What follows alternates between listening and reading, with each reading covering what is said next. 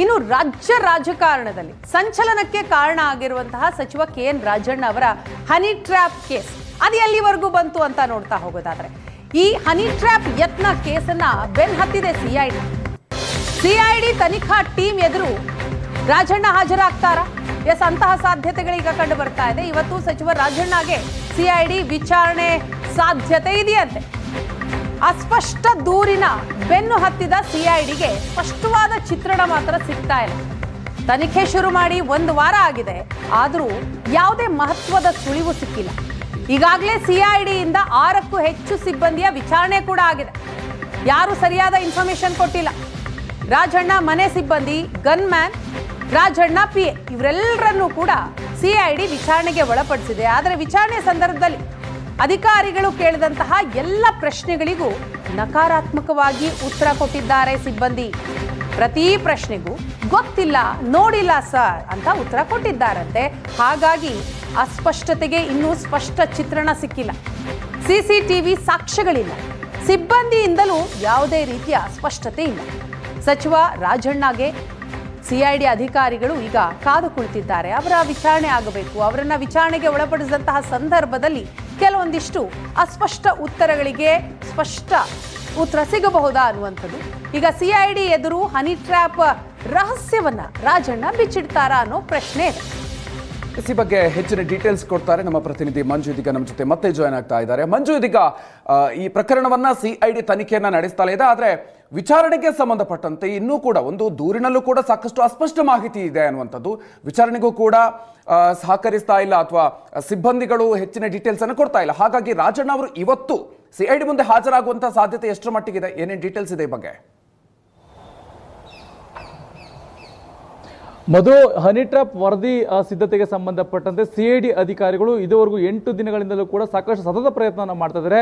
ಆದರೆ ಈ ಪ್ರಯತ್ನದಲ್ಲಿ ಯಾವುದೇ ರೀತಿಯಂತಹ ಮಾಹಿತಿಗಳು ಸದ್ಯ ಸಿಕ್ಕಿಲ್ಲ. ಅಂದ್ರೆ ಏನು, ರಾಜಣ್ಣರವರಿಗೆ ಸಂಬಂಧಪಟ್ಟಂತ ಸರ್ಕಾರಿ ನಿವಾಸ ಇರ್ಬೋದು, ಕಚೇರಿ ಇರ್ಬೋದು, ಜೊತೆಗೆ ಅವರ ಮನೆ ಇರ್ಬೋದು, ಈ ರೀತಿಯಾಗಿ ಹೋಗಿ ಸ್ಥಳ ಮಹಾಜರನ್ನ, ಸ್ಥಳ ಪರಿಶೀಲನೆ ಕೂಡ ಮಾಡ್ಕೊಂಡ್ ಬಂದಿದ್ದಾರೆ. ಅಲ್ಲಿರ್ತಕ್ಕಂಥ ಸಿಬ್ಬಂದಿಗಳನ್ನ ಸ್ಥಳೀಯವಾಗಿ ಅಲ್ಲೇ ಒಂದಷ್ಟು ಮಾಹಿತಿಗಳನ್ನ ಕೇಳುವಂತ ಕೆಲಸವನ್ನ ಮಾಡಿದ್ರು. ಇದಾದ ನಂತರ ಮನೆಯಲ್ಲಿ, ಅಂದ್ರೆ ಇಲ್ಲಿ ಸರ್ಕಾರಿ ಕಚೇರಿ, ಸರ್ಕಾರಿ ಬಂಗ್ಲೆಯಲ್ಲಿ ಇರ್ತಕ್ಕಂತಹ ಸಿಬ್ಬಂದಿಗಳಿರ್ತಾರೆ, ಪೊಲೀಸ್ ಸಿಬ್ಬಂದಿಗಳು, ಆ ಸಿಬ್ಬಂದಿಗಳನ್ನ ಕರೆಸಿ ಈ ರೀತಿಯಾಗಿ ಹನಿ ಟ್ರ್ಯಾಪ್ಗೆ ಸಂಬಂಧಪಟ್ಟಂತೆ ಯಾರಾದ್ರೂ ಗ್ಯಾಂಗ್ ಏನಾದ್ರು ಮನೆಗೆ ಬಂದಿದ್ರ ಅಂತ ಕೇಳೋ ಸಂದರ್ಭದಲ್ಲಿ ಅವರು ಸರ್ ಯಾವ ದಿನ ಬಂದಿದ್ದು, ಯಾವಾಗ ಬಂದಿದ್ದು, ಯಾಕಂದ್ರೆ ಸಚಿವರು ಅಂತಂದಾಕ್ಷಣ ಪ್ರತಿದಿನವೂ ಕೂಡ ಜನಸಂಖ್ಯೆ ಬರ್ತಾ ಇರುತ್ತೆ, ಹೋಗ್ತಾ ಇರ್ತಾರೆ, ಲೆಡ್ಜರ್ ಬುಕ್ಗಳನ್ನ ಸಹಿ ಮಾಡ್ತಾರೆ. ಆದ್ರೆ ಯಾರು ಏನು ಎತ್ತ ಅಂತ ಕೇಳಿದ್ರೆ ಅಟ್ಲೀಸ್ಟ್ ನಮ್ಗೆ ಒಂದು ಗುರ್ತಿದ್ರೆ ನಾವು ಹೇಳ್ಬೋದು ಸರ್, ಬಟ್ ನಮಗೆ ಈ ರೀತಿಯಾಗಿ ಕೇಳಿದ್ರೆ ನಮ್ಗೆ ಯಾವುದೇ ರೀತಿಯಂತ ಮಾಹಿತಿ ನಮ್ಗೆ ನಿಜವಾಗ್ಲೂ ಗೊತ್ತಿಲ್ಲ ಅಂತ ಸಿಬ್ಬಂದಿಗಳು ಕೂಡ ಹೇಳ್ತಕ್ಕಂಥ. ಇದೇ ಹಿನ್ನೆಲೆಯಲ್ಲಿ ಕೂಡ ಏನು ರಾಜಣ್ಣರವರ PA ಕೂಡ ಕರೆದು ವಿಚಾರಣೆ ಮಾಡಿದ್ರೆ ಅವರಿಂದನೂ ಕೂಡ ನಕಾರಾತ್ಮಕ ಉತ್ತರ ಸಿಕ್ಕಿರ್ತಕ್ಕಂಥದ್ದು. ಇನ್ನ ಗನ್ಮ್ಯಾನ್ ಕೂಡ ಕಳೆದ 2 ದಿನಗಳಿಂದ ವಿಚಾರಣೆಗೆ ಹಾಜರಾಗಿದ್ರು. ಅವರು ಕೂಡ ಯಾವುದೇ ರೀತಿಯಂತ ಮಾಹಿತಿಯನ್ನು ಕೊಟ್ಟಿಲ್ಲ. ಸದ್ಯ ಮನೆಯಲ್ಲೂ ಕೂಡ ಲೆಡ್ಜರ್ ಬುಕ್ಗಳನ್ನು ತೆಗೆದುಕೊಂಡು ಅದನ್ನು ವಶಕ್ಕೆ ಪಡ್ಕೊಂಡು ಅದನ್ನು ವಿಚಾರಣೆ ಮಾಡೋ ಪರಿಶೀಲನೆ ಮಾಡುವಂಥ ಕೆಲಸವನ್ನ ಈಗಾಗಲೇ ಸಿಐಡಿ ಅಧಿಕಾರಿಗಳು ಮಾಡಿರುವಂಥದ್ದು. ಆದರೆ ಅಲ್ಲೂ ಕೂಡ ಯಾವುದೇ ರೀತಿಯಂತ ಮಾಹಿತಿ ಸಿಕ್ಕಿಲ್ಲ.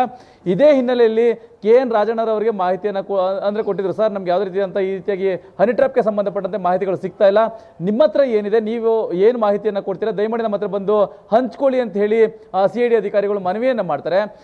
ಆಗ ಅಂದ್ರೆ ಕಳೆದ 2 ದಿನಗಳಿಂದ ಹಬ್ಬ ಕಳೆದಿದೆ ಅಂತ ಹೇಳ್ತಾರೆ. ಇದಾದ ನಂತರ ಶನಿವಾರ ಅಂದ್ರೆ ಶುಕ್ರವಾರ ಸಂಜೆ ದೆಹಲಿಗೆ ಹೋಗಿರ್ತಕ್ಕಂಥ ಹೈಕಮಾಂಡ್ಗೆ ಹನಿ ಟ್ರ್ಯಾಪ್ ಬಗ್ಗೆ ಒಂದಷ್ಟು ಮಾಹಿತಿಗಳನ್ನ ಹೇಳಿ ಅವ್ರಿಗೆ ವಿನಿಮಯ ಮಾಡ್ಕೊಂಡ್ ಬರ್ಲಿಕ್ಕೆ ಅಂತ ದೆಹಲಿಗೆ ಹೋಗಿದ್ರು. ಸದ್ಯ ಇವತ್ತು ಸಿಐಡಿ ಮುಂದೆ ಹಾಜರಾಗ್ತೀನಿ ಅಂತ ಸಿಐಡಿ ಅಧಿಕಾರಿಗಳಿಗೆ ಹೇಳಿದ್ರೆ, ನಾನು ಬಂದು ವಿಚಾರಣೆಗೆ ಹಾಜರಾಗ್ತೀನಿ, ನಿಮ್ಗೆ ಒಂದಷ್ಟು ಮಾಹಿತಿಗಳನ್ನ ಕೊಡ್ತೇನೆ ಅಂತೇಳಿ KN ರಾಜಣ್ಣರವರು ಹೇಳಿದ್ರು. ಅದೇ ಹಿನ್ನೆಲೆಯಲ್ಲಿ ಸಿಐಡಿ ಅಧಿಕಾರಿಗಳು ಕೂಡ ಕಾದು ಕುಳಿತಿರ್ತಕ್ಕಂಥ. ಸದ್ಯ ಯಾವುದೇ ಮಾಹಿತಿ ಇಲ್ಲದೆ ಇರ್ತಕ್ಕಂಥ ಸಿಐಡಿ ಅಧಿಕಾರಿಗಳು ರಾಜಣ್ಣರವರ ಬರುವಿಕೆಗಾಗೆ ಕಾಯ್ತಾ ಇರ್ತಕ್ಕಂಥ. ಅವರ ಬಂದು ಒಂದಷ್ಟು ಕ್ಲೂಗಳನ್ನ ಕೊಟ್ರೆ, ಹೇಳಿಕೆಗಳನ್ನ ಕೊಟ್ರೆ, ಯಾವತ್ತು ಈ ಒಂದು ಗ್ಯಾಂಗ್ ನಿಮ್ಮನ್ನ ಅಪ್ರೋಚ್ ಮಾಡ್ಲಿಕ್ಕೆ ಬಂದಿತ್ತು ಅಥವಾ ಮತ್ತೆ ಈ ಗ್ಯಾಂಗ್ ಯಾರ್ಯಾರಿದ್ರು, ಹೇಗಿದ್ರು, ಈ ರೀತಿಯಾಗಿ ಮಾಹಿತಿಗಳನ್ನ ಕೊಟ್ಟಿದೆ ಆದರೆ ಸಿಐಡಿ ಅಧಿಕಾರಿಗಳು ಮುಂದಿನ ತನಿಖೆಗೆ ವರದಿಯನ್ನು ಸಿದ್ಧಪಡಿಸಿಕೊಳ್ಳಲಿಕ್ಕೆ ಸಾಧ್ಯ ಆಗುತ್ತೆ. ಸೊ ಹಾಗಾಗಿ ಸಿಐಡಿ ಅಧಿಕಾರಿಗಳು ಈ ಒಂದು ರಾಜಣ್ಣರವರ ಹೇಳಿಕೆಗೋಸ್ಕರ ಕಾಯ್ತಾ ಕುಳಿತಿರ್ತಕ್ಕಂಥದ್ದು. ಮಧು, ಥ್ಯಾಂಕ್ ಯು ಮಂಜು ತಮ್ಮ ಡೀಟೇಲ್ಸ್ಗಾಗಿ.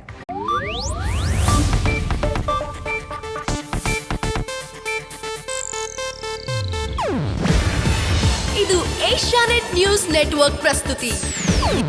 ನೀವು ನೋಡ್ತಿದ್ದೀರಾ ಏಷ್ಯಾನೆಟ್ ಸುವರ್ಣ ನ್ಯೂಸ್.